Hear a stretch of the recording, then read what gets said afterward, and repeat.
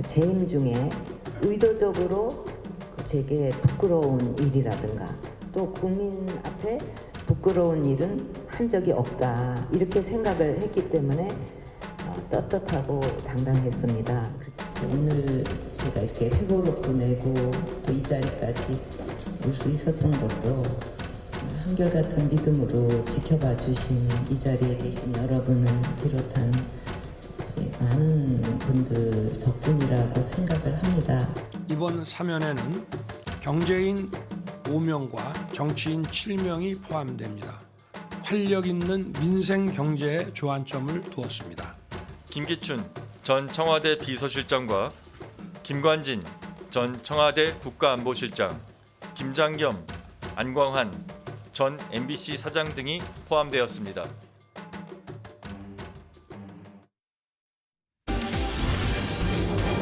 자, 다음 이슈 제목으로 바로 등장을 했는데요. 어제입니다. 박근혜 전 대통령 대구에서 북 콘서트를 가졌는데 그 자리에서 많은 얘기들을 쏟아냈거든요. 어떤 회안, 그리고 앞으로의 어떤 계획 등등등 여러 가지 모습을 나타냈는데 제목이 힘들지 않았다면 거짓말, 이런 대목도 어제 남겼습니다. 자, 이 주제 지금 다뤄볼 텐데요. 앞서서 먼저 영상을 전해드렸는데 또 다른 목소리가 좀 있거든요. 그 내용도 좀 확인해 보겠습니다. 그러니까 힘들지 않았고 뭐 억울하지 않았다 이렇게 말하면 그건 정말 거짓말이겠죠. 제게 주로 제기된 것은 성적인 것과 관련된 것이었어요. 그건 아마 제가 미혼이고 이제 여자이기 때문이 아니었나. 너무 터무니가 없는 일이라서 대응할 가치도 느끼지를 못했어요. 자, 강민구 변호사 나오셨는데요. 여러 가지 얘기를 했는데 그중에서 이 얘기가 있어요. 미혼 여성이었기 때문에 여러 가지 루머가 많이 제기됐다. 약간의 억울함을 표시한 것 같은데 이거 어떻게 들으셨습니까? 사실은 이제 그때 당시에 뭐 박근혜 전 대통령에 대해서 성적인 발언이 많이 나왔죠. 근데 그게 뭐 어떤 특별한 근거가 있는 건 아니었는데 예. 굉장히 뭐 그 여러 가지 좀 자극적인 얘기들이 많이 나왔는데 그 점에 대해서 박근혜 전 대통령이 상당히 좀 많이 힘드셨을 것 같습니다. 여자로서 굉장히 그거는 자존심도 많이 상했을 거고 만약에 그게 정말 사실이 아니었다면은 예. 그건 정말 굉장히 트라우마 같이 남는 어떤 아픔이거든요. 그때 당시에 특히 뭐 촛불 든 사람들이 이제 그런 거에 대해서도 너무 심하게 말했던 것도 맞고 그 점에 대해서 본인이 또 억울함이 있어도 어떤 뭐 변명할 상황도 아니었기 때문에 예. 지금 수년이 지난 지금에 와서 그거에 대한 어떤 약간 피 맺힌 어떤 한을 지금 말씀하시는 것 같습니다. 그러니까 본인의 어떤 소외 위주로 많은 얘기를 꺼냈는데 그중에 한 대목이 저런 이게 말이었고요. 가장 아픈 예. 기억이었을 겁니다. 그래서 사실은 힘들지 않았고 억울하지 않았다고 말한다면 그건 거짓말입니다. 그렇지만 모든 걸 다 뒤로 하고 이렇게 어제 얘기가 전개가 된 상황이거든요. 지금 홍석준 국민의힘 의원 나와 계신데요. 어제 저 행사에 범여 여권 인사들의 화환도 굉장히 많았고요. 그리고 이른바 이제 옛 친박이라고 꼽히신 분들 그 지지자들까지 합해서 한 800명 정도, 사실 초청은 한 300명 정도만 했다지만 현장에 한 800명 정도 모였다 그러거든요. 지금 여권에서 박근혜 전 대통령은 어떤 존재, 어떤 의미입니까? 지금은 어떻게 좀 평가하십니까? 예, 전직 그 대통령으로서 사실 이제 우파 보수의 이제 이명박 그 대통령과 더불어 예. 저희들로서는 굉장히 중요한 이제 분들인데 탄핵이라는 좀 아픔을 겪으면서 사실은 좀 그동안은 저희 당에서도 사실 좀 조심스러운 좀 부분이 좀 있었죠. 예, 근데 최근에 이제 그 석방이 되시고 좀 건강을 좀 돌보시다가 예. 이런 어떤 북 콘서트를 이제 여시게 됐는데 지금 이제 과거에 조금 이제 아픔은 저런 식으로 이제 표현을 좀 뭐 하실 필요도 있고 때로는 뭐 그게 또 대통령으로서 개인적인 입장도 있을 수도 있고 또 대통령으로서 또 공인의 입장으로서 굉장히 또 억울한 부분도 있을 거 아니겠습니까? 예. 네, 그래서 그런 어떤 측면에서 이런 어떤 자리를 좀 마련하셨는데 저희 입장으로서는 참 현재는 어쨌든 전직 대통령에서 활동하는 어떤 모습이 좀 과거에 좀 불행한 걸 좀 씻고 좀 나갔으면 좋겠다. 뭐 좀 그런 바람입니다. 혹시 여당에 계신 분들 중에서 홍석준 의원님과 함께 저 자리 묶어서도 한번 가봅시다라고 하신 분 혹시 계셨어요? 그게 사실 조금 조심스러운 면이 좀 있죠. 왜냐하면 지금 선거 국면이고 그런 것들이 또 정치적으로 어떤 해석을 낳을 것인지에 해석, 대해서 또 오해, 뭐 억측 예, 이럴 수도 그렇습니다. 있다는 그리고 거죠. 박근혜 전 대통령 측에서도 그런 관계 때문에 극히 좀 초청을 예. 특히 정치인은 하지 않은 것으로 알고 있습니다. 어제 단상에 올라가서 마이크를 잡고 박근혜 전 대통령이 여러 가지 얘기를 하는데 그 단상에 또 여러 명이 같이 올라갔거든요. 그 내용을 포함한 영상 따로 좀 준비를 했는데요. 확인해 보겠습니다. 이제 저는 그 정치 일선은 떠났고 또 정치를 다시 하지는 않을 겁니다. 물론 제가 재임 중에 하지 못했던 일에 대한 아쉬움은 있고 누군가가 이제 그것을 해줬으면 하는 그런 바람은 있습니다. 제가 대통령 오신 지가 한 20년이 되었습니다. 때로는 좀 멀리서, 그런 때로는 아주 가까이 있어. 죄송합니다. 조금 목이 자주 메이시는 것 같아요. 그동안 하도 기막힌 일들이 많아가지고. 박찬원 교수님, 뭐 전체적으로 박근혜 전 대통령 굉장히 차분하게 얘기를 하고 있거든요. 근데 사실 저 단상에 올라간 인물 중에 하나가 유영하 변호사인데 유영하 변호사는 지금 출마를 한다고 선언한 상태잖아요. 그래서 자칫 저 자리가 유영하 변호사의 출마와 관련된 뭐 그런 자리냐?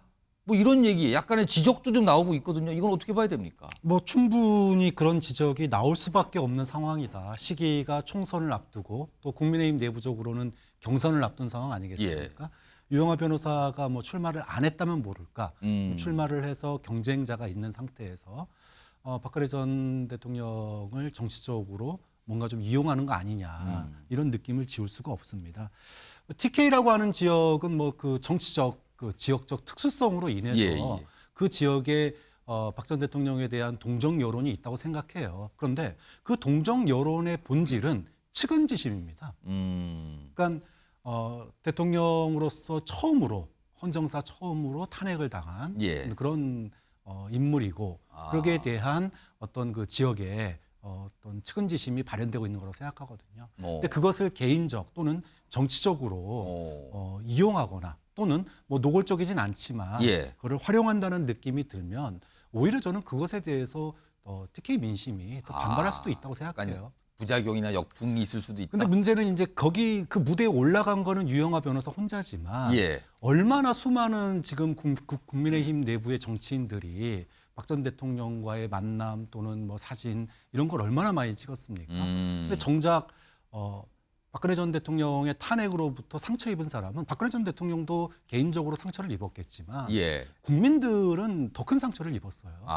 그런 점에서 지금 이제 그런 측은지심에 기반한 박근혜 전 대통령에 대한 TK의 그런 동정 여론을 정치적으로 활용하는 거 굉장히 나쁘다고 봅니다. 여러 가지 모습이 있어서 박성준 좀 드리면 의원님. 우리 사회가 약간 이제 판단의 오류, 판단의 혼란이 있을 때가 있어요. 그게 뭐냐면 인간적 판단과 정에 의한 판단을 하는 경우와 이것을 정치는 넘어야 되는 거거든요. 정치적 판단과 법적인 판단으로 가야 되는 건데 그러면 박근혜 전 대통령에 대해서 그동안에 뭐 선거의 여왕이었고 우리나라 최초의 여성 대통령이었고 역사적 의미가 상당히 컸었죠. 그런데 왜 탄핵을 당했냐면 국정의 무능이었단 말이에요. 국민들이 바라볼 때 이 나라를 도대체 어떻게 운영했느냐에 대한 것을 가지고 탄핵을 했고 그것도 국정농단이라고 하는 최순실이라고 하는 사람이 등장을 해서 이렇게 나라를 운영해서 되겠느냐라고 하는 부분을 어디서 판단을 했냐면 정치권 내에서 판단하고 국민이 판단한 겁니다. 그래서 탄핵까지 가게 됐단 말이에요. 그렇습니다. 근데 지금 이 시점에서 박근혜 전 대통령의 개인적인 불쌍함은 있겠죠. 지금 우리 박 교수님 얘기한 것처럼 측은지심이 분명히 있는데 이 측은지심을 가지고 우리 헌정사에 있었던 탄핵이라고 하는 부분, 국정농단이라고 하는 부분, 그리고 또 하나 뭐냐면 헌법재판소까지 갔던 법적 판단까지 있었던 거 아니겠습니까? 이것을 되돌리려고 하는 움직임이 있겠다 싶으면 이거는 저는 도저히 다시 국민에게는 또 다른 상처를 줄 수 있는 것이다. 그리고 저는 한 말씀 또 드리고 싶으면 정치인이 해서는 안 될 것 중에 하나가 뭐냐면 잊혀지는 걸 두려워서 하면 안 되는 거예요. 예, 자기를 자꾸 다시 예. 복구하려고 하고 복귀하려고 하고 그런 순간 오히려 오류를 더 범할 가능성이 크기 때문에 예. 저는 박근혜 전 대통령에 대한 인간적 판단을 넘어서 이미 정치적 판단, 법적인 판단이 나온 거기 때문에 다시 이 시점에 그러면 왜 박근혜 전 대통령이 등장하려고 하는 건가? 예. 이거는 그런 환경이 조성이 된 거 아니겠습니까? 윤석열 정권이 등장하면서 저는 좀 안타까움이 더 드네요. 잊혀지기를 가장 두려워하시는 분은 문재인 대통령 같은데. 문재인 대통령도 활동이 많다. 그 얘기를 또 한번 곁들이셨습니다. 알겠습니다. 근데 사실은 그 박근혜 전 대통령이 불꽃섰던 게 국민의힘에 과연 이게 도움이 될지는 좀 의문입니다. 왜냐하면은 이 뭐 대구 쪽에서는 좀 도움이 될 수 있지 몰라도 예. 이 수도권에서는 오히려 이 잊혀졌던 어떤 그 탄핵에 대한 또 어떤 그때 당시의 모습. 그게 또 소환이 되거든요. 그래서 결국은 이게 과연 국민의힘 전체로 봤을 때는 예. 좀 오히려 총선에는 좀 득이 안 될 수도 있다 이런 우려가 좀. 아무튼 어제 있었던 저 행사의 모습을 두고 어제 저녁부터 오늘까지 여러 가지 해석들이 정치권에서 나와 있습니다. 이런 가운데요. 오늘 윤석열 대통령이 설 특사를 단행을 했는데 화면 좀 보겠습니다. 뭐 많은 인물들이 있는데 이제 눈길을 잡는 정치권 인사라고 할 수 있죠. 김기춘 전 대통령 비서실장, 김관진 전 국방부 장관. 일단 두 분이 굉장히 주목을 받았고요.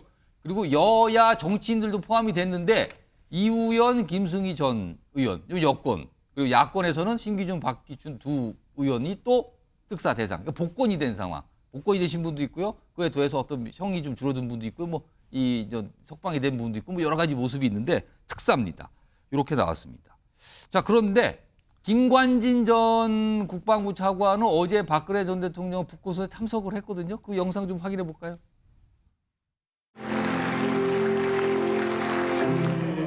음식 저는 뭐 많은 인간 정치인으로서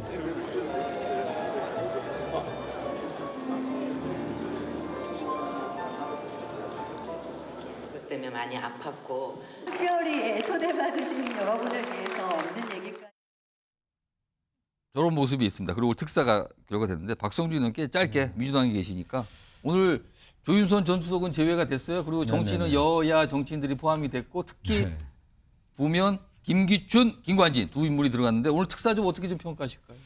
저는 이제 특별 사면이라고 할 때 이제 사면 복권이라고 할 때 뭐 대통령이 하는 거죠. 대통령이 이제 권한이 그렇습니다. 있다 고유 보니까. 권한입니다. 그런데 그러면 대통령의 고유 권한이라고 하지만 그 결정권을 누가 주는 겁니까? 국민이 주는 거 아니겠어요? 그럼 이 국민의 눈높이에 맞춰서 정말 사면 복권을 해줬느냐에 대한 부분인데 그 사면 복권의 기준은 법과 원칙에 맞는 거냐. 지금 윤석열 정권이 얘기하는 공정과 상식에 맞느냐. 이 부분을 좀 들여다봐야 되는 건데 뭐 김기춘 전 비서실장이야 뭐 블랙리스트가 됐던 그 당시 국정농단의 방관자였던 아니겠습니까? 그런 정책 책임이 있었고 결국엔 실형까지 받았던 인물이고 김관진 전 국방부 장관 같은 경우는 좀 더 놀라운 면이 당시 국방부 장관이었던 것으로 제가 기억나는데 국군 사이버 사령부를 통해서 댓글 공작을 하지 않습니까? 댓글 공작. 국군 사이버 공작이 국내 선거 개입을 위해서 댓글 공작을 하는 거예요.